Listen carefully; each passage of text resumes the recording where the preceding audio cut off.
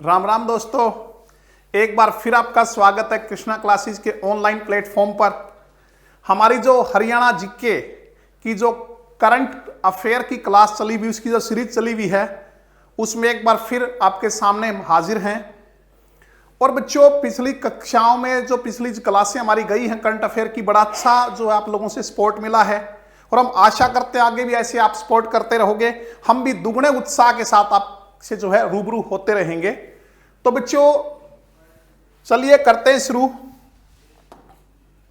तो पहला हमारा क्वेश्चन है आज का कि हरियाणा सरकार ने ओलंपिक और पैरालंपिक में क्वालिफाई करने वाले खिलाड़ी को कितने राशि एडवांस देगी। हरियाणा सरकार जो है ओलंपिक और पैरालंपिक जो है उसमें क्वालिफाई करने वाले खिलाड़ी को कितनी राशि जो है वो एडवांस देगी।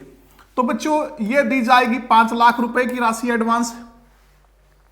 बच्चों क्या है कि जो भी प्रतियोगी खिलाड़ी है, प्रतियोगी खिलाड़ी का मतलब है जिसने ओलंपिक के लिए क्वालिफाई कर लिया, पैरालंपिक में क्वालिफाई कर लिया, क्वालिफाई करने वाले खिलाड़ी को हरियाणा सरकार 15 लाख रुपए की राशि देती है। कितनी देती है? 15 लाख रुपए की। यह सिर्फ क्वालिफाइंग करने वालों के लिए है। जो प्रतियोगी है वो वहां जाके चाहे कोई मेडल लेके आए या ना लेके आए, हारे या जीते, उससे कोई मतलब नहीं है। जो ओलंपिक में खेलेगा, जो प्रतियोगी होगा, उसको हरियाणा सरकार 15 लाख रुपए की राशि जो है वो देती है। वैसे तो आपको पता होगा हमारी जो खेल नीति है 2015, उसके अकॉर्डिंग ओलंपिक में जो गोल्ड मेडल है, गोल्ड मेडल पदक विजेता को जो है वो 6 करोड़ रुपए की राशि जो है सरकार द्वारा दी जाती है। सिल्वर जो मेडल है, सिल्वर मेडल के लिए 4 करोड़ रुपए की राशि जो है दी जाती है। और जो ब्रॉन्ज मेडल है, कांस्य पदक, उसके लिए 2.5 करोड़ की राशि जो है वो पुरस्कार स्वरूप हरियाणा सरकार द्वारा दी जाती है। और जो प्रतियोगी खिलाड़ी है, प्रतियोगी खिलाड़ी, उसको जो है 15 लाख रुपए की राशि जो है वो सरकार द्वारा दी जाती है।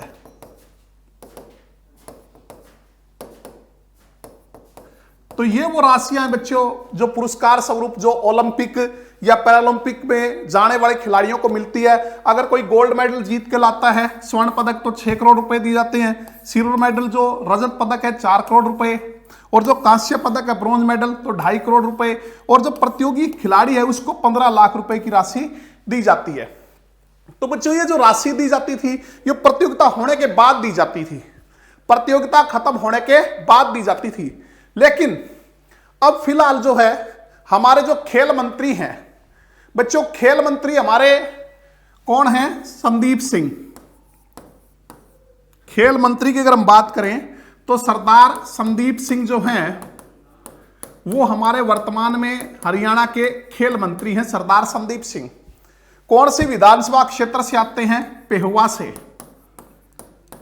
पेहुआ विधानसभा क्षेत्र से आते हैं। बड़े अच्छे खिलाड़ी, स्टार खिलाड़ी रहे हैं हॉकी के। तो एक खिलाड़ियों की समस्या को समझ सकता है। अच्छा बच्चों, इनका उपनाम क्या है? किस उपनाम से इनको जाना जाता है? सरदार संदीप सिंह जो वर्तमान में हरियाणा के खेल मंत्री हैं, खेल एवं युवा मामलों के जो मंत्री हैं सरदार संदीप सिंह, उन्हें किस उपनाम से जाना जाता है? तो एक बार कमेंट में जरूर लिखें। तुम थोड़ी सी आगे डिस्कस करते हैं, फिर इस पे आएंगे दोबारा। तो बच्चों ये बहुत स्टार खिलाड़ी रहे हॉकी के, और एक खिलाड़ी ही खिलाड़ियों की जो भावना वो अच्छे से समझ सकता है, क्योंकि वो उसने उस समस्याओं का सामना किया होता है। तो इन्होंने सरकार से अपील की कि खिलाड़ियों को जो है वो राशि की पहले ज्यादा जरूरत होती है प्रतियोगिता से पहले। क्यों? डाइट आदि का जो खर्चा है, डाइट अच्छी तरह मेंटेन हो जाए, या दूसरे जो रिसोर्सेज हैं जो उसकी तैयारी के लिए जरूरी हैं, उन सबको मैनेज करने के लिए उसे राशि की जरूरत होती है। इसलिए क्या किया जाए, जो 15 लाख रुपए दिए जाते थे वो प्रतियोगिता होने के बाद दिए जाते थे, उनमें से 5 लाख रुपए एडवांस के तौर पे दिए जाएं, जिससे खिलाड़ी अपनी तैयारी पुख्ता कर सके, हर तरह की उसे फैसिलिटी मिल सके, वो ध्यान दे सके हर चीज पे। तो अब 15 लाख में से 5 लाख रुपए जो हैं वो एडवांस के तौर पे दिए जाएंगे, और जो बचे हुए 10 लाख रुपए हैं वो प्रतियोगिता के बाद दिए जाएंगे। ठीक है, तो हम बात करें थे बच्चों, खेल मंत्री हमारे संदीप सिंह पेहुआ विधानसभा क्षेत्र से आते हैं, तो इनका क्या उपनाम है, किस उपनाम से जाना जाता है? मैंने कहा था कमेंट में एक बार आप लिखिए इनको, इनका उपनाम क्या है। तो बच्चों ये फलीकर सिंह के उपनाम से जाने जाते हैं, फलीकर सिंह। और ये क्वेश्चन भी HSSC पूछ चुकी है। अभी वर्तमान में जो भी निकट भूत में जो पेपर हुए थे उनमें पूछा गया था कि प्रसिद्ध हॉकी खिलाड़ी संदीप सिंह को किस उपनाम से जाना जाता है, तो वो इनका उपनाम है फलीकर सिंह। फलीकर सिंह के उपनाम से इनको जानते हैं। तो हरियाणा सरकार ओलंपिक या पैरालंपिक में क्वालिफाई करने वाले खिलाड़ियों को कितनी राशि एडवांस में देगी? बच्चों टोटल 15 लाख रुपए देते थे, लेकिन वो कब देते थे? उसके बाद, प्रतियोगिता होने के बाद। लेकिन उसमें से 5 लाख जो हैं, ताकि वो अपनी तैयारियों को पुख्ता कर सके, किसी प्रकार की कोई रुकावट ना आए, वो एडवांस के तौर पे, और 10 लाख रुपए जो हैं वो प्रतियोगिता होने के बाद दी जाएगी। हाँ, अगर वो मेडल ले आता है तो बच्चों उसकी राशि ये है, gold medal 6 crore, silver 4 crore और ब्रॉन्ज मेडल जो है वो 2.5 करोड़ रुपए। तो उपनाम इनका क्या है? फलीकर सिंह। ध्यान रखना बच्चों, आगामी परीक्षाओं के लिए भी इंपॉर्टेंट है।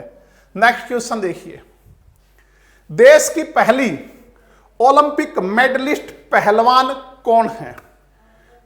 बच्चों यहां बात किस चीज की कर रहे हैं? पहली ओलंपिक मेडलिस्ट पहलवान यानी कि रेसलर।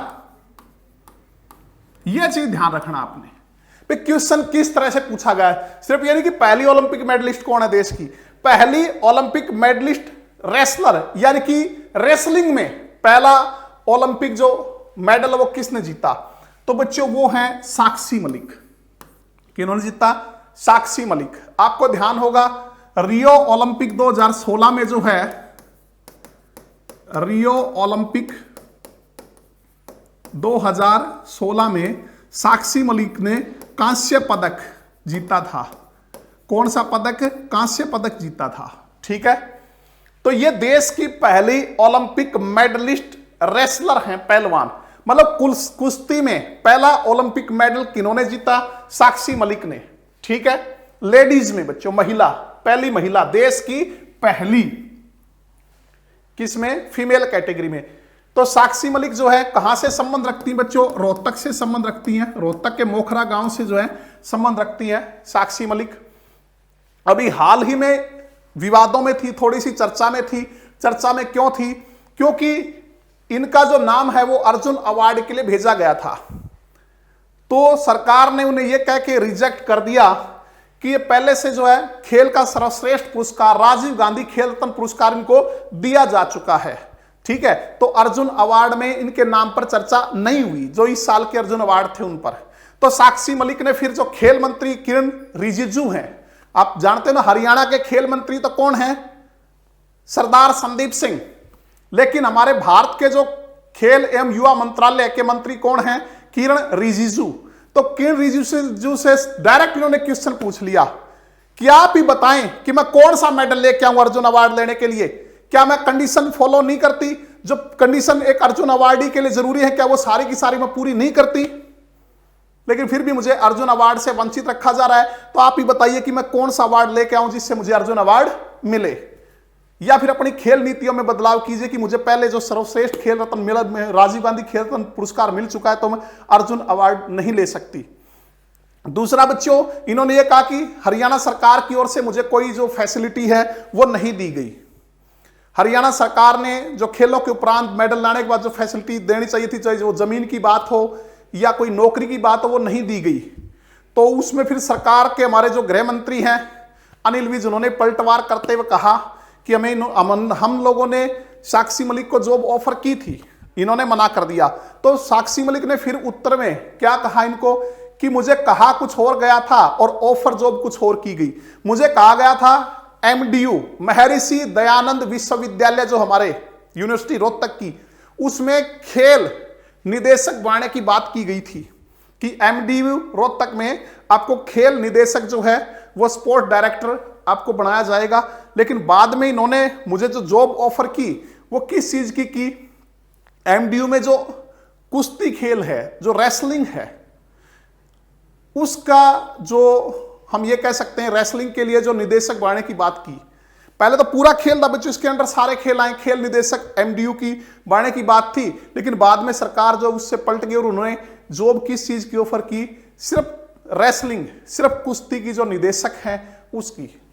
ठीक है, तो ये हमारे देश की पहली ओलंपिक मेडलिस्ट रेसलर हैं साक्षी मलिक। तो बच्चों अगर मैं बात करूं, यहां बड़े इंपॉर्टेंट क्वेश्चन है, जरा ध्यान देना इन चीजों पे, कि पहली रेसलिंग की बात कर रहा हूं बच्चों, मैं कुश्ती की बात कर रहा हूं, रेसलिंग कुश्ती। तो पहली अर्जुन अवार्डी कौन है? पहली अर्जुन अवार्डी कुश्ती में, तो वो है बच्चों गीतिका जाखड़। कौन है? गीतिका जाखड़। कहां से संबंध रखती हैं? हिसार से। कुश्ती में अगर हम बात करें रेसलिंग में, तो पहली अर्जुन अवार्डी, मतलब पहली अर्जुन अवार्डी महिला गीतिका जाखड़ है। ठीक है, इसके बाद अगर मैं बात करूं पहली भीम अवार्डी, हम बात रेसलिंग की कर रहे हैं बच्चों, ध्यान रखना, रेसलिंग में पहली भीम अवार्डी जो है वो सुनीता शर्मा है। पहली महिला भारत केसरी, पहली महिला भारत केसरी वो सोनिका कालीरावणा है। ये मशहूर पहलवान जो कि भारत केसरी, हिंद केसरी रह चुके हैं, मास्टर चंदगीराम सिसाए, उनकी पुत्री हैं, हिसार से संबंध रखती हैं सोनिका कालीरावणा भी।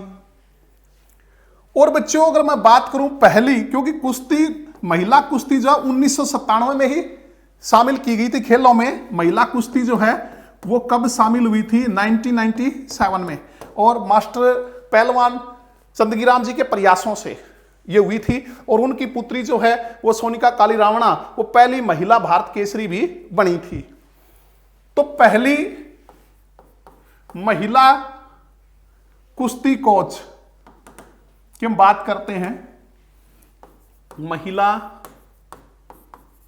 कुश्ती कोच पहली, तो ये उषा शर्मा सिहाग हैं।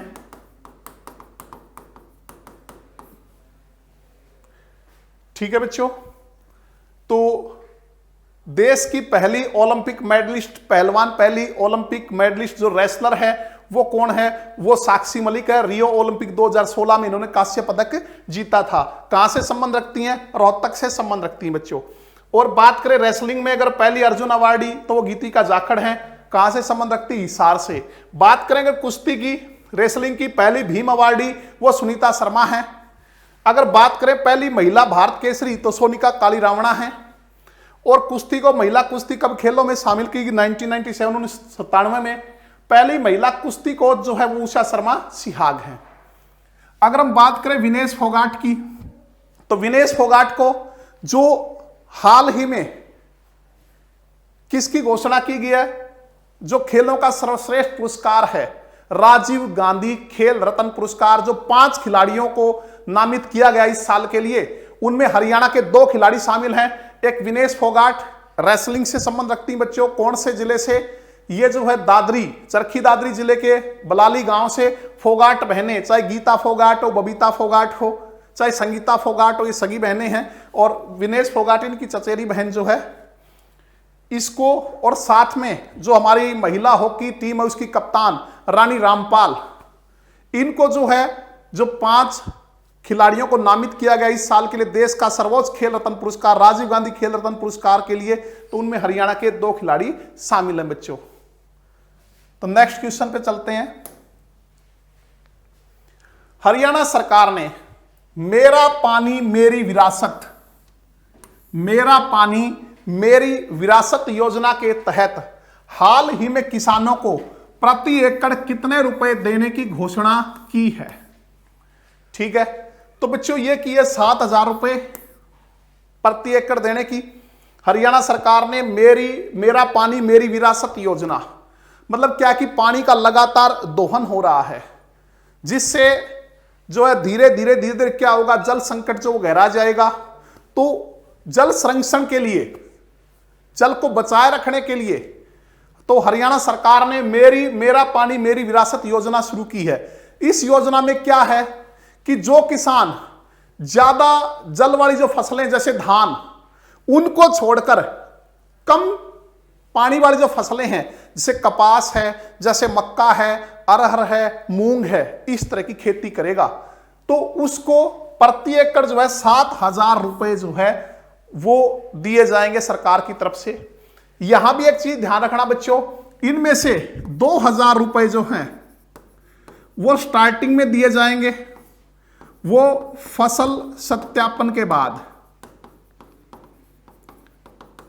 फसल सत्यापन के बाद भाई जब किसान ये सिद्ध कर देगा कि मैंने धान नहीं लगाए, धान की जगह जो मैंने कपास की खेती की है या मक्के की खेती की है, तो 2,000 फसल सत्यापन के बाद। और बचे हुए जो 5,000 रुपए हैं वो फसल कटाई के समय, वो फसल कटाई के समय।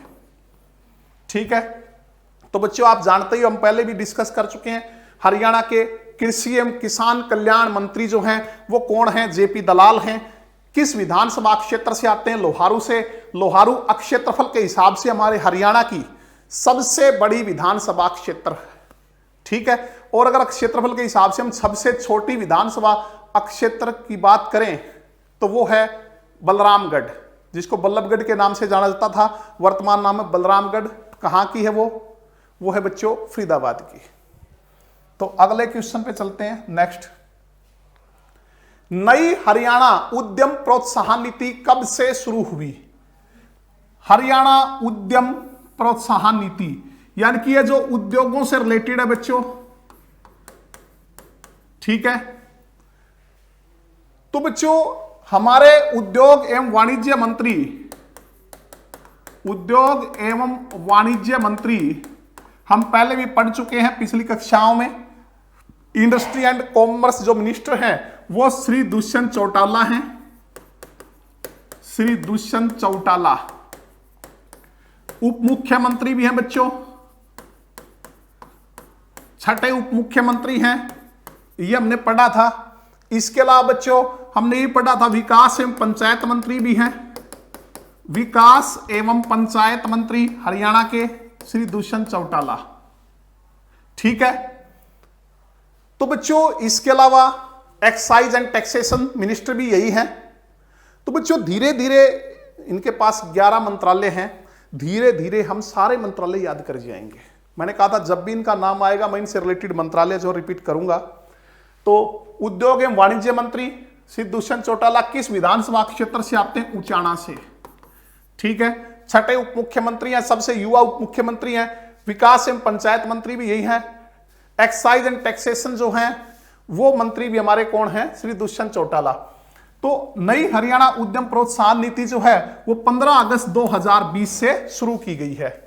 तो शुरू हुई 15 अगस्त 2020 को, और ये मान्य कब तक होगी? मान्य होगी बच्चों 14 अगस्त 2025 तक। मतलब 5 साल के लिए नीति बनाई गई है। तो ये शुरू कब की गई है?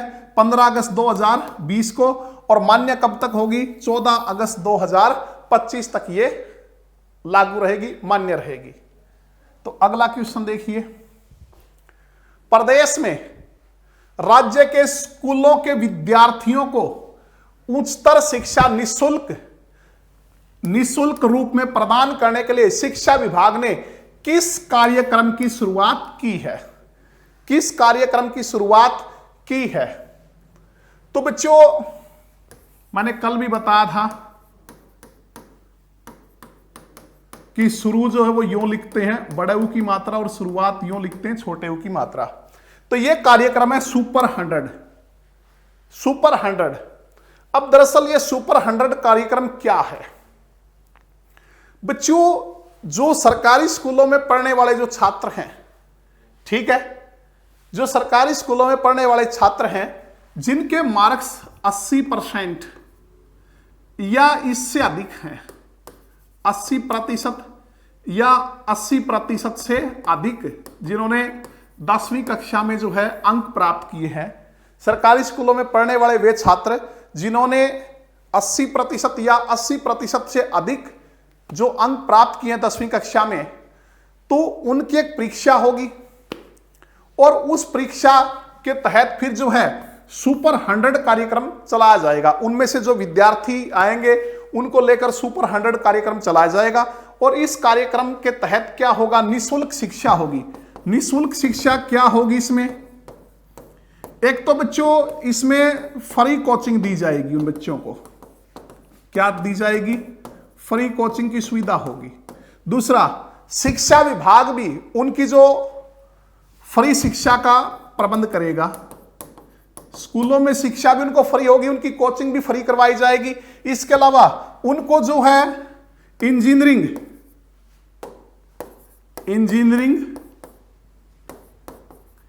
और जो मेडिकल की तैयारी करवाई जाएगी फ्री ऑफ कॉस्ट। जैसे आईआईटी के लिए है, नीट के लिए है, वो क्या होगा, वो सारी कोचिंग जो उनकी क्या रहेगी, फ्री रहेगी। तो ये कौन सा कार्यक्रम है, ये सुपर 100 कार्यक्रम है, सुपर 100 कार्यक्रम है।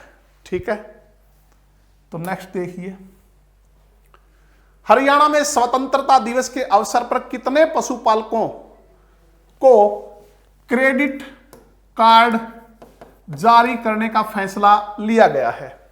हरियाणा में स्वतंत्रता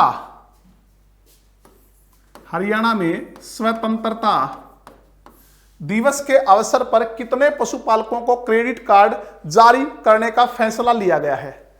तो बच्चों, स्वतंत्रता दिवस के अवसर पे हमारे हरियाणा सरकार ने पशुपालकों के लिए जो है बिना गारंटी ऋण देने का जो योजना है, जो घोषणा की है, तो उसके तहत जो पशु पालने वाले जो किसान है, पशुपालकों को, उनको 1 लाख पशुपालकों को क्रेडिट कार्ड जारी करने का फैसला लिया गया है। इसमें बिना गारंटी के 1,80,000 तक का जो ऋण है वो दिया जाएगा। इससे ऊपर का जो ऋण है उसके लिए जो आवश्यक शर्तें होती हैं, जो गारंटी वगैरह, वो सारी लगी, लेकिन 1,80,000 रुपए तक का जो ऋण है वो बिना गारंटी के दिया जाएगा पशुपालकों को। और इस योजना में भैंस, गाय, भेड़, बकरी और सुअर, इन पशुओं को शामिल किया गया है। जो पशुपालक हमारे किसान हैं, ठीक है, उनको किसी प्रकार की परेशानी ना आए, इसके लिए पशुपालकों को जो है वो 1,80,000 तक के जो लोन हैं वो निःशुल्क, बिना किसी गारंटी के, निःशुल्क नहीं, बिना किसी गारंटी के जो हैं वो देने की घोषणा सरकार ने की है। कितने पशुपालकों को, 1 लाख पशुपालकों को। हालांकि इसमें जो फार्म आए हैं वो 1 लाख आवेदक जो कितने, 1,40,000 आवेदक हैं। और इसमें कौन कौन से पशुओं को शामिल किया गया, भैंस है, गाय है, भेड़ है, बकरी है, सुअर है। तो बच्चों, अगर हम बात करें भैंस की, तो इसमें जो भैंस के लिए जो ऋण की राशि है वो 60,249 रुपए है। ठीक है, गाय के लिए, भेड़, बकरी और सुअर, इन पशुओं को शामिल किया गया है।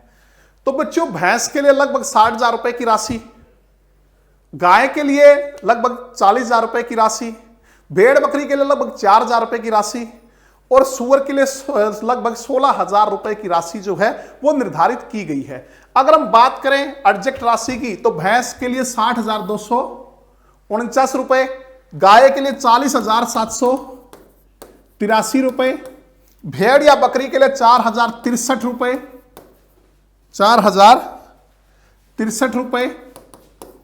और अगर बच्चों बात करें सुअर की, तो उसके लिए 16,337 रुपए निर्धारित किए गए हैं।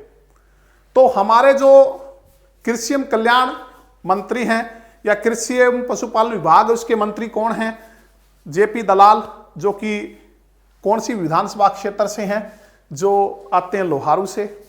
नेक्स्ट हमारा क्वेश्चन है, हरियाणा में कितने और तीर्थ स्थलों को कुरुक्षेत्र विकास बोर्ड, जिसको KDB भी कहते हैं, सूची में शामिल किया जाएगा। तो बच्चों जो कुरुक्षेत्र विकास बोर्ड है, कुरुक्षेत्र विकास बोर्ड,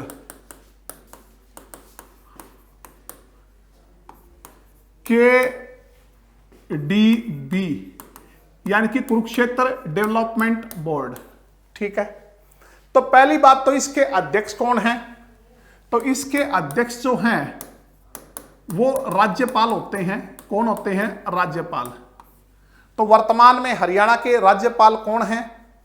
वर्तमान में हरियाणा के राज्यपाल कौन हैं? आप इसका जवाब कमेंट करके दीजिए, ठीक है। तो कुरुक्षेत्र विकास बोर्ड जो है KDB, इसके अध्यक्ष कौन होते हैं? राज्यपाल होते हैं बच्चों। तो ये जो बोर्ड बनाया गया है कुरुक्षेत्र विकास बोर्ड, ये बनाया गया बच्चों जो 48 कोस परिधि है, 48 कोस परिधि, मतलब जहां महाभारत का युद्ध हुआ था, महाभारत के युद्ध से रिलेटेड जितने भी ऐतिहासिक स्थल हैं, पौराणिक स्थल हैं, और वो माने जाते हैं 48 कोस की परिधि में। उसमें सिर्फ कुरुक्षेत्र शामिल नहीं है, कुरुक्षेत्र के अलावा करनाल, जैसे कर्ण नगरी कहते हैं ना करनाल को, इसके अलावा बच्चों जींद, पानीपत, ये क्षेत्र जो है वो सारे उसके अंदर शामिल हैं 48 कोस परिधि में। चाहे कुरुक्षेत्र हो, करनाल हो, पानीपत हो, जींद हो, ये सारे उसके अंदर जो कैथल है वो इसके अंदर शामिल है। तो 48 कोस परिधि में जो महाभारत से रिलेटेड जो ऐतिहासिक स्थल हैं, जो पौराणिक स्थल हैं, जिनकी मान्यता है, ठीक है, उनको खोजने का जो काम है वो एक विकास बोर्ड करता है। और ये टोटल ऐसे 367 ऐसे स्थान माने जाते हैं, इनकी मान्यता है कि जो महाभारत से संबंधित ऐसे 367 स्थान इस 48 कोस की परिधि में। लेकिन बच्चों उनमें से अभी तक अगर हम बात करें तो 27 अभी नए खोजे हैं, 27 जो है, क्योंकि हमारा क्वेश्चन था कितने और तीर्थ स्थलों को कुरुक्षेत्र विकास बोर्ड की सूची में शामिल किया जाएगा, कितने में? 27 में। तो टोटल अब तक कितने होंगे? 134। कितने होंगे? 134 तीर्थ स्थल हो जाएंगे जो चिन्हित कर लिए गए हैं कुरुक्षेत्र विकास बोर्ड के द्वारा। हालांकि टोटल कितने हैं? 367 जिनकी मान्यता है, बाकी चिन्हित करने भी बाकी हैं, बाकी जो खोजने अभी बाकी हैं। तो कुरुक्षेत्र विकास बोर्ड कितने परिधि में काम कर रहा है? 48 कोस परिधि में। कुरुक्षेत्र के अलावा चाहे वो जींद का क्षेत्र हो जो महाभारत से जुड़ा हो, चाहे कैथल हो, चाहे करनाल हो, चाहे कुरुक्षेत्र हो, पानीपत हो, ये सारा एरिया जो उसके अंतर्गत आता है। और ऐसे कुल 367 ऐसे स्थल हैं जिनकी लोगों में मान्यता है, लेकिन उसमें से अभी वर्तमान में टोटल कुल कितने हो गए? 134 खोजे गए हैं, जिनमें से अभी भी कितनों को शामिल किया जाएगा? 27 को, बाकी अभी खोजने बाकी। और इसके अध्यक्ष कौन होते हैं? राज्यपाल। राज्यपाल का नाम आपने कमेंट में जरूर लिखना है कि हमारे राज्यपाल कौन है वर्तमान में। नेक्स्ट क्वेश्चन है, हरियाणा के किस जिले में हाल ही में एक्यूप्रेशर ट्रैक बनाया गया है?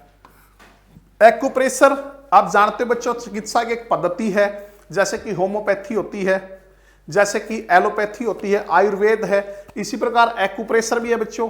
तो एक्यूप्रेशर ट्रैक बनाया गया है। ट्रैक मतलब अगर उस पर लोग चलेंगे तो जो शरीर के पॉइंट हैं वो दबे रहेंगे, दबते रहेंगे, क्योंकि एक्यूप्रेशर में क्या होता है, शरीर के किसी विशेष पॉइंट पर प्रेशर दिया जाता है जिससे कि रोगों का निदान किया जाता है। तो एक ट्रैक ऐसा बना दिया जिस पे लोग चलते रहें, चलते रहने से जो पाँव में जितने भी एक्यूप्रेशर पॉइंट है वो दबते रहेंगे और आदमी जो है निरोग्य रहेगा, क्या रहेगा? स्वस्थ रहेगा, वो रोगों से बचा रहेगा। तो ऐसा हरियाणा के किस जिले में एक्यूप्रेशर ट्रैक बनाया गया है? तो ये बनाया गया है फरीदाबाद में, जो कि हरियाणा की औद्योगिक नगरी कहलाती है। हरियाणा की औद्योगिक नगरी कौन सी है बच्चों? फरीदाबाद है। तो फरीदाबाद में ये बनाया गया है, ठीक है। अगर हम बात करें कुरुक्षेत्र की, किसकी? कुरुक्षेत्र की बच्चों। कुरुक्षेत्र जिसे धर्म नगरी कहा जाता है, जिसे धर्म नगरी या सिटी ऑफ पार्क्स कहा जाता है, सिटी ऑफ पार्क्स, या वैदिक सभ्यता का पालना कहा जाता है, वैदिक सभ्यता का पालना कुरुक्षेत्र, ठीक है। तो इसमें जो है वेलोड्रोम स्थापित किया गया। यह क्वेश्चन कई बार एचएससी पूछती है कि हरियाणा का पहला जो वेलोड्रम है वेलोड्रम होता है बच्चों साइकिलिंग से संबंधित है, ये साइकिलिंग जो है उससे संबंधित होता है वेलोड्रोम, मतलब उसका जो ट्रैक होता है साइकिलिंग का उसको कहते हैं वेलोड्रोम। पहले हरियाणा में कोई ऐसा साइकिलिंग का ट्रैक नहीं था, तो जो साइकिलिंग के जितने भी खिलाड़ी थे उनको सड़कों पर अभ्यास करना पड़ता था, जिससे कि दुर्घटना का बहुत ज्यादा संभावना रहती थी, दुर्घटनाग्रस्त होने की, एक्सीडेंट वगैरह होने की। तो उनके लिए वेलोड्रम जो है, पहला हरियाणा का पहला वेलोड्रम वो कहां स्थापित किया गया? कुरुक्षेत्र में स्थापित किया गया। सबसे ज्यादा जो साइकिलिंग के खिलाड़ी हैं वो भी कहां से आते हैं बच्चों? कुरुक्षेत्र से आते हैं। अगर हम बात करें सोनीपत की, तो बच्चों सोनीपत में क्यों मैं इस पे डिस्कस कर रहा हूं, थोड़ा सा ध्यान देना। साई का हाइपोक्सिक सेंटर है, हाइपोक्सिक सेंटर है साई का। बच्चों साई जो हमारे भारत की खेलों से रिलेटेड सबसे बड़ी संस्था है, साई के हम कहें sports, S for sports, A for authority of India, Sai. ठीक है, तो हमारे भारत की, हमारे देश की सबसे बड़ी जो खेलों की जो संस्था वो साई है, स्पोर्ट्स अथॉरिटी ऑफ इंडिया। इसका हाइपोक्सिक सेंटर जो है वो कहां है? वो सोनीपत में है बच्चों। और ये क्वेश्चन अभी जो पीटीआई की भर्ती के लिए जो एग्जाम हुआ था, पीटीआई की जो परीक्षा हुई थी, उसमें पूछा गया था कि साई का हाइपोक्सिक सेंटर जो है वो कहां स्थित है? तो वो हमारे सोनीपत में स्थित है। ठीक है, तो आगे चलते हैं बच्चों। Next, Tenzing Norgay national award के लिए चुने गए खिलाड़ियों का समूह कौन सा है? तो बच्चों तेंजिंग नोर्गे, आप जानते हो कि तेंजिंग नोर्गे एक पर्वतारोही था जो नेपाल से संबंधित था, जो एडमंड हिलेरी के साथ जो सबसे पहले माउंट एवरेस्ट पे चढ़े थे, एडमंड हिलेरी और उनके साथ कौन? तेंजिंग नोर्गे। तो इनके नाम से नेशनल अवार्ड है बच्चों। तो ये नेशनल अवार्ड जो साहसिक खेल हैं, जैसे पर्वतारोहण है, ये एक साहसिक खेलों में माना जाता है। तो इन साहसिक खेलों का सबसे बड़ा अवार्ड है, साहसिक खेलों का सबसे बड़ा साहसिक अवार्ड कौन सा है? तेंजिंग नोर्गे। तो नेशनल अवार्ड है, इसके लिए चुने गए खिलाड़ियों में का समूह कौन सा है बच्चों? तो इनमें अनीता कुंडू और नरेंद्र सिंह, इनको ये अवार्ड जो है इस वर्ष दिया जाएगा 29 अगस्त को। 29 अगस्त आप जानते हो हमारा राष्ट्रीय खेल दिवस है, क्योंकि हमारे जो महान खिलाड़ी हैं, जिन्हें हॉकी का जादूगर कहा जाता है, ध्यानचंद जो है उनका जन्मदिन है 29 अगस्त को।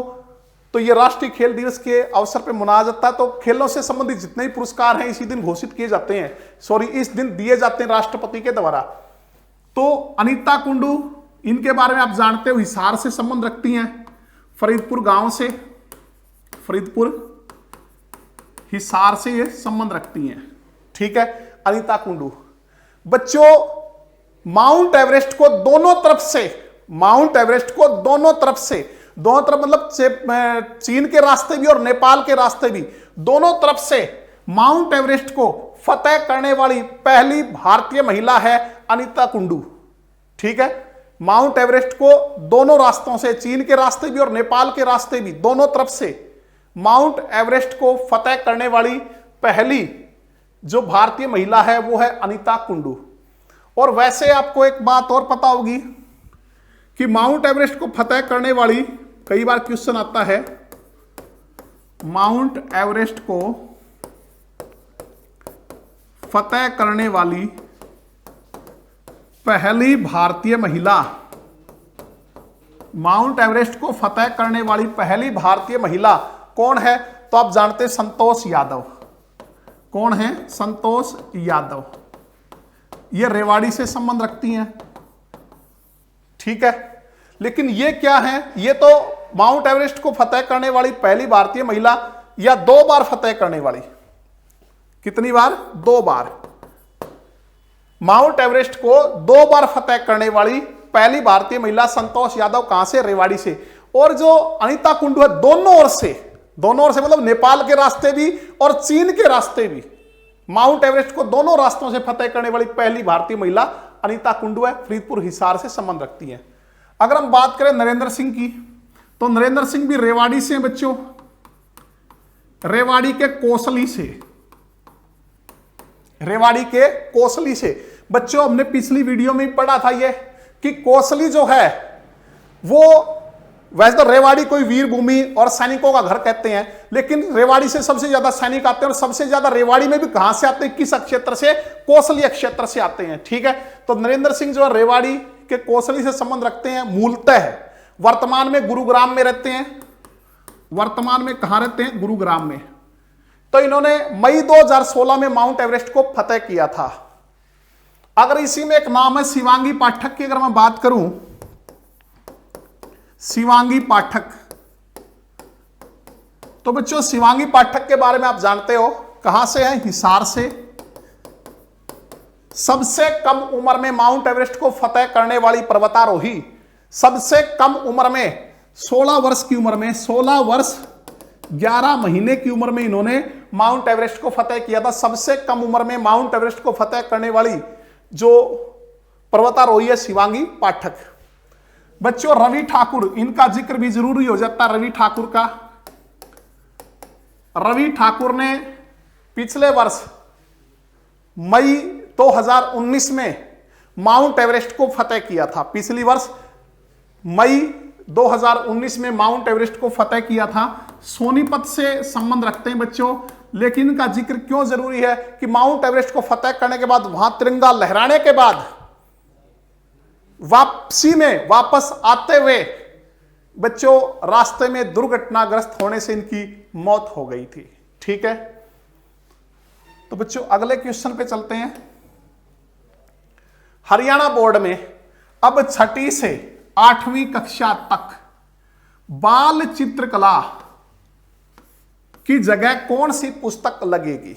ठीक है बच्चों, हरियाणा बोर्ड की जो 6ठी से 8वीं की क्लास की जो पुस्तक होती थी ड्राइंग की, बाल चित्रकला, ये लगातार 54 सालों से बदली नहीं गई थी। 54 वर्ष से लगातार यही एक पुस्तक चलती आ रही थी, वही 6ठी से 8वीं की। ठीक है, लेकिन अब उसको बदलने का फैसला किया है, क्योंकि बच्चों समय के साथ बदलाव जरूरी होता है। जो चीज 54 साल पहले बनी है, आज उसमें आज का जो वैज्ञानिक दृष्टिकोण है वो नहीं आ सकता। तो इसके लिए क्या है कि पुस्तक को बदला गया है। तो अब इसकी जगह कौन सी लेगी, कला सेतु के नाम से पुस्तक होगी। कौन सी पुस्तक होगी, कला सेतु। ठीक है, और इस कला सेतु पुस्तक का जो लेखन है, लेखन किया उस समिति के अध्यक्ष धर्म सिंह अहलावत, धर्म सिंह अहलावत। बच्चों ये जो टीचर हैं धर्म सिंह अहलावत, सेवानिवृत्त वैसे तो इन्होंने ये समिति के अध्यक्ष थे। समिति के अध्यक्ष कौन सी समिति के, जो ये चित्रकला, जो कला सेतु जो पुस्तक है, इसके लेखन की जो समिति बनाई गई उसके अध्यक्ष कौन, धर्म सिंह अहलावत। ठीक है, ये राष्ट्रपति द्वारा नेशनल अवार्ड से सम्मानित है, नेशनल अवार्डी है ये राष्ट्रपति द्वारा, इनको इनका अध्यक्ष बनाया गया है। और बच्चों इसकी जो डिजाइनिंग की है, मतलब इसका जो आवरण चित्र है, मतलब ऊपर का जो फोटो है, कवर फोटो जिसको हम कहते हैं, और अंदर के जो चित्र हैं वो रोहतक के कला टीचर, जो ड्राइंग टीचर है रोहतक के सुंदरलाल, रोहतक से संबंध रखते हैं। उन्होंने इसका जो आवरण फोटो है, जो कवर पेज कहते हो, या जो अंदर के चित्र हैं, वो इन्होंने डिजाइन किए। ठीक है बच्चों, तो अब 6ठी से 8वीं कक्षा तक जो बाल चित्रकला की पुस्तक पहले चलती थी, 54 वर्ष बाद जो उसमें बदलाव हुआ है, और वो कौन सी होगी, उसकी जगह कौन सी लेगी, कला सेतु। नेक्स्ट देखिए, हरियाणा प्रदेश की किस शुगर मिल में बिजली बनाई जाएगी। हरियाणा प्रदेश की किस शुगर मिल में बिजली बनाई जाएगी। बच्चों साबाद, रोहतक, करनाल, उपरोक्त सभी। तो उपरोक्त सभी बच्चों, डी ऑप्शन है उपरोक्त सभी। तो पहले तो मैं इसी पे शब्द पे चर्चा कर लेता हूं एक बार। पहले ही मैंने बताया बच्चों कि उपरोक्त शब्द जो है वो वर्तनी की दृष्टि से अशुद्ध होता है। ये अभी पीटीआई में भी पूछा गया है। बार बार पूछते हैं और बच्चे इन पे ध्यान नहीं देते। बार बार हम इनको बताते हैं बच्चों को, फिर भी ध्यान नहीं देते। तो उपरोक्त अभी भी वर्तनी में पूछा गया है, पीटीआई की परीक्षा जो हुई, शुद्ध शब्द होता है उपयुक्त। क्या होता है? उपयुक्त। तो ये जहां बहुत सी परीक्षाओं में आप एचएससी के पेपर देखोगे वहां भी अशुद्धि होती है कि चौथा ऑप्शन लिखा होता है उपरोक्त सभी गलत है। शब्द होता है उपयुक्त। ऊपरी प्लस है उक्त, यण संधि का उदाहरण है ऊपरी प्लस है उक्त। तो इसलिए ये चीज ध्यान रखना भविष्य में बच्चों, हर चीज को ध्यान से सुना करो। पता नहीं कौन सा वर्ड, कौन सा शब्द कहां किस परीक्षा में आपके काम आ जाए। ठीक है, तो बात हम कर रहे थे हरियाणा प्रदेश की किस शुगर मिल में बिजली बनाई जाएगी, तो शाहबाद, रोहतक, करनाल, पानीपत, इन सभी मिलों में जो है वो क्या बनाई जाएगी? बिजली। आप जानते हो बच्चों शुगर मिल जो बहुत घाटे में चलती हैं, तो धीरे धीरे उनको जो है घाटे से उबारने की सरकार की कोशिश है। तो नित्य नए जो प्रयत्न हैं वो उसके लिए किए जा रहे हैं। इससे पहले आपको ध्यान हो पलवल, कैथल, महम, पलवल, कैथल, महम जो है इनकी शुगर मिल जो है उनमें गुड़ व शक्कर, ये भी क्वेश्चन पूछ सकता है, गुड़ व शक्कर जो है किन शुगर मिलों में जो है गुड़ व शक्कर बनाई जाएगी? तो पलवल, कैथल और महम। तो यहां जो एक ट्रायल के तौर पे चीज शुरू की गई, अगर ये सफल होती है तो फिर जितनी भी सारी मिलें हैं शुगर मिल उन सब में गुड़ व शक्कर बनाई जाएगी। ठीक है, तो पलवल, कैथल, महम। बच्चों शाहबाद, आपको पता होगा शाहबाद का नाम सुना आपने? शाहबाद बहुत प्रसिद्ध है बच्चों, हॉकी का गढ़ कहलाता है। अगर आपको ये पूछे हॉकी का गढ़ जो है वो किसको कहा जाता है, तो शाहबाद को कहा जाता है। हॉकी अगर सबसे ज्यादा हॉकी खिलाड़ी इधर से ही आते हैं। तो शाहबाद में जो मिल है उसमें एथेनॉल बनाया जाएगा। शाहबाद शुगर मिल में क्या बनाया जाएगा? एथेनॉल बनाया जाएगा। और शाहबाद, करनाल, पानीपत, रोहतक, इन शुगर मिलों में क्या बनाया जाएगा? इनमें बिजली बनाई जाएगी। ठीक है बच्चों, आप जानते हो शुगर सिटी के नाम से किसे जाना जाता है? शुगर सिटी है पलवल और रोहतक। अब बहुत से बच्चे यहां कंफ्यूज हो जाते हैं, बहुत से बच्चे कंफ्यूज होते हैं कि शुगर सिटी पलवल रोहतक कैसे हो सकता है? सबसे ज्यादा गन्ना तो यमुनानगर में होता है। बिल्कुल होता है, जो गन्ना है वो सर्वाधिक कहां होता है? यमुनानगर में। दूसरी अगर हम बात करें एशिया की सबसे बड़ी मिल का खिताब जिसे प्राप्त है, Saraswati sugar mill, Saraswati sugar mill, यह भी यमुनानगर में है, जिसे कि एशिया की सबसे बड़ी शुगर मिल का खिताब प्राप्त है। एशिया की सबसे बड़ी शुगर मिल। ठीक है, तो ये यमुनानगर में। तो बहुत से बच्चे इस चीज पे आर्गुमेंट भी करते हैं, तो शुगर सिटी तो इसको कहना चाहिए। बच्चों कहना नहीं है, दिमाग मत लगाओ। दरअसल क्या है कि पलवल और रोहतक, इन स्थानों को जो सरकार है वो शुगर सिटी के रूप में विकसित कर रही है। मतलब शुगर से रिलेटेड, इस कारोबार से रिलेटेड शुगर मिल वगैरह जो उन सब का विस्तार जो है पलवल और रोहतक में करने की सरकार की मंशा है। ठीक है, और बच्चों अगर हम बात करें हमारे जो वर्तमान में सहकारिता मंत्री हैं वो कौन हैं? हरियाणा के सहकारिता मंत्री वर्तमान में कौन हैं? तो डॉक्टर बनवारी लाल,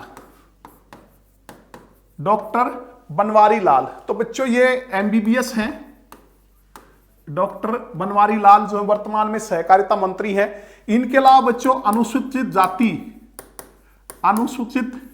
जाति एवं पिछड़ा वर्ग, अनुसूचित जाति एवं पिछड़ा वर्ग से संबंधित जो मंत्रालय है वो भी किनके पास है? डॉक्टर बनवारी लाल। तो हरियाणा के वर्तमान में सहकारिता मंत्री कौन है? डॉक्टर बनवारी लाल। और जो अनुसूचित जाति एवं पिछड़ा वर्ग जो है वो मंत्रालय किसके पास है? डॉक्टर बनवारी लाल, जो एमबीबीएस है बच्चों ये। और किस विधानसभा क्षेत्र से आते हैं? बावल से। किस विधानसभा क्षेत्र से आते हैं? बावल। बावल कहां है बच्चों? रेवाड़ी में है बावल। ठीक है, तो ये 17 जो विधानसभा क्षेत्र आरक्षित हैं उनमें से एक है। 17 विधानसभा आरक्षित क्षेत्र जो हैं उनमें से एक विधानसभा क्षेत्र है बावल। किस जिले में पड़ता है? रेवाड़ी में पड़ता है बच्चों। ठीक है, तो बच्चों हमारे टोटल 90 विधानसभा क्षेत्र आप जानते हैं, उनमें से आरक्षित कितने? 17। तो कौन से जिले ऐसे हैं जिनमें कोई भी विधानसभा क्षेत्र आरक्षित नहीं है? वे कौन से जिले हैं? कमेंट करके बताइए, कौन से जिले हैं जिनमें कोई भी विधानसभा क्षेत्र आरक्षित नहीं है? तो बच्चों 5 जिले हैं जिनमें कोई भी विधानसभा क्षेत्र आरक्षित नहीं है। महेंद्रगढ़, फरीदाबाद, नूह जिसका भी प्राचीन नाम था मेवात, पंचकुला और चरखी दादरी। तो ये जो जिले हैं इनमें कोई भी विधानसभा क्षेत्र जो आरक्षित नहीं है। तो टोटल कितने विधानसभा क्षेत्र आरक्षित हैं? 17। तो 52 आरक्षित विधानसभा क्षेत्र में से एक है। तो महेंद्रगढ़, फरीदाबाद, नूह, पंचकुला और चरखी दादरी, इन जिलों में कोई विधानसभा क्षेत्र जो है वो आरक्षित नहीं है। तो सहकारिता मंत्री वर्तमान में डॉक्टर बनवारी लाल, अनुसूचित जाति एवं पिछड़ा वर्ग मंत्रालय भी इन्हीं के पास है बच्चों। तो हम क्वेश्चन पढ़ रहे थे, हरियाणा प्रदेश की किस शुगर मिल में बिजली बनाई जाएगी? तो बच्चों शाहबाद, रोहतक, करनाल, पानीपत, इन मिलों में बिजली बनाई जाएगी। अगर हम बात करें भाई गुड़ और शक्कर जो है वो कहां बनाया जाएगा? तो पलवल, कैथल, महम की जो चीनी मिलें हैं उनमें शुगर मिलों में गुड़ और शक्कर ट्रायल के तौर पे किया जा रहा है। अगर ये सफल होता है तो पूरे जो सभी की जो जितनी भी शुगर मिल है सभी में क्या है फिर गुड़ शक्कर बनाना शुरू हो जाएगा। शाहबाद की शुगर मिल में एथेनॉल बनाया जाएगा।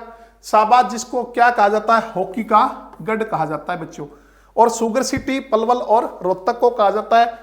गन्ना सबसे ज्यादा यमुनानगर में होता है। सरस्वती शुगर मिल जो एशिया की सबसे बड़ी शुगर मिल कही जाती है वो भी कहां है? यमुनानगर में स्थित है। तो बच्चों ये हमने कुछ क्वेश्चन डिस्कस किए। तो हम आपके बीच जो है हर रोज इसी प्रकार क्वेश्चन लेकर आएंगे। तो ज्यादा से ज्यादा सपोर्ट कीजिए, लाइक कीजिए, शेयर कीजिए, कमेंट कीजिए। और आगामी परीक्षाओं के लिए जितनी भी चीजें जरूरी होंगी, जैसे आपके लिए करंट अफेयर नेशनल है, इंटरनेशनल है, वो क्लासेस शुरू हो गई। और अब ये जो हरियाणा करंट जी की ये क्लास शुरू होगी। बाकी जो भी जरूरत होंगी, जो जो क्लासें, वो सारी धीरे धीरे जो हम लेकर आएंगे। और जल्दी पेड कोर्स भी हम लेकर आ रहे हैं। बहुत से बच्चों की डिमांड है कि पेड कोर्स होना चाहिए।